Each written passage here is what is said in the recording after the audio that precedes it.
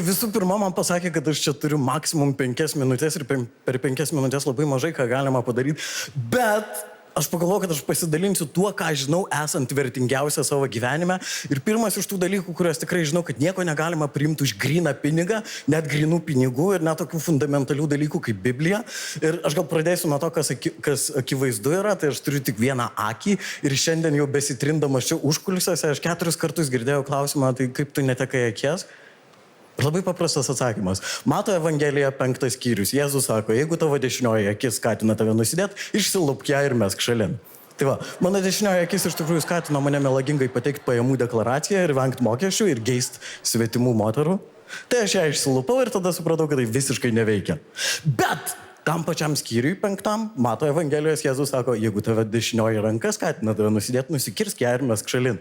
Tai dabar persvarstęs viską, ką darau naktimis, aš būčiau linkęs būti įsitikinęs, kad būtent mano dešinioji ranka skatina mane nusidėt.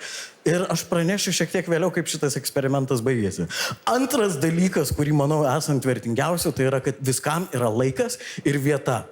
Prieš daug metų paauglystėj man teko užsiimti lytiniais santykiais su viena mergina ir po to, kai jinai pasiekė viršūnę, jinai manęs paklausė, o ko tu norėtum, aš bet ką galiu padaryti.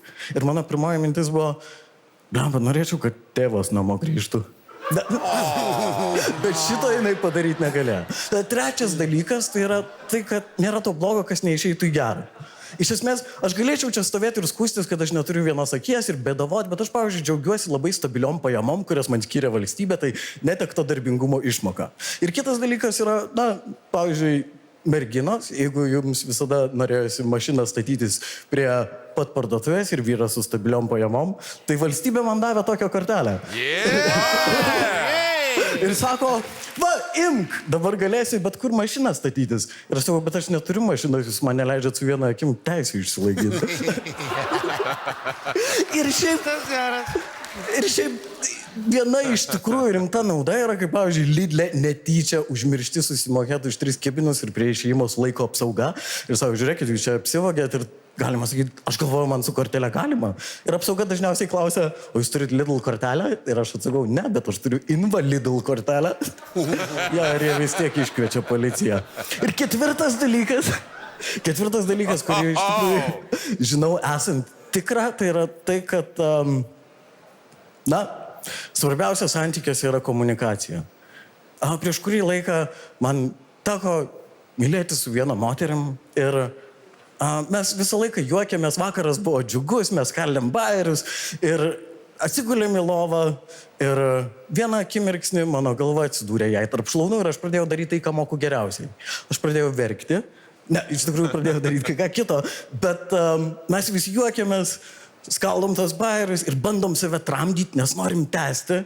Ir aš galvoju, vau, čia visai kaip per laidotuvės, kai, kaip ir situacija rimta, jautri ir nejuokinga ir juoktis negalima, bet kažkaip susižvalgai su pažįstamais, tu šypteli, jūs prunkštelit ir vien tai, kad reikia tramdyti juoką, pasidaro juokinga.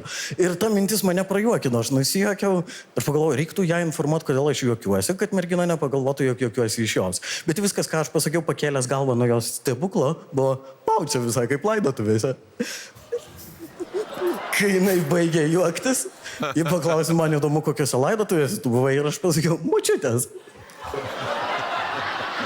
Ir paskutinis dalykas, kurį tikrai žinau esant tikrai yra susijęs su santuoka ir šeima, tai aš labai bijojau šitų dalykų. Visą savo gyvenimą aš labai bijojau, nes galvojau, kad jeigu sukursiu šeimą ir vesiu, aš įskaudinsiu žmonės taip, kaip mano tėvas įskaudino mūsų šeimą, bet kai gimė mano vaikai, mano sūnus ir aš laikiau juos ant rankų, visos tos baimės dingo ir atrodo, kad manyje užgimė nauja širdis, o senoji numirė, man iš akių reidėjo, tuo metu iš akių, dabar jau iš akių reidėjo ašaros, o iš girklės veržėsi juokas. Ir aš tikiu, kad yra dalykų, kuriuos žmogus apie save ir pasaulį sužino tik tada, kai sukuria šeimą. Arba santuoką. Ir vienas iš tokių dalykų man buvo tai, kad su žmonos plaukų šepečiu labai malonu kiaušus kasytis.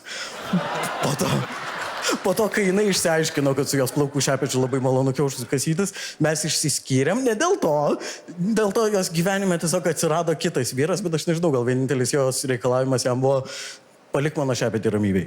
Ir aš žinau, sprendžiant iš savo draugų reakcijų, kad pusė publikoje esančių bičių pabandys. Ir ne pusė, bet visos moterys sekantį kartą prieš šukuodamasis plaukus padarys taip. Ačiū Jums uždėmesį, jei norėsit dar 5 minučių, man reikia į kitą etapą.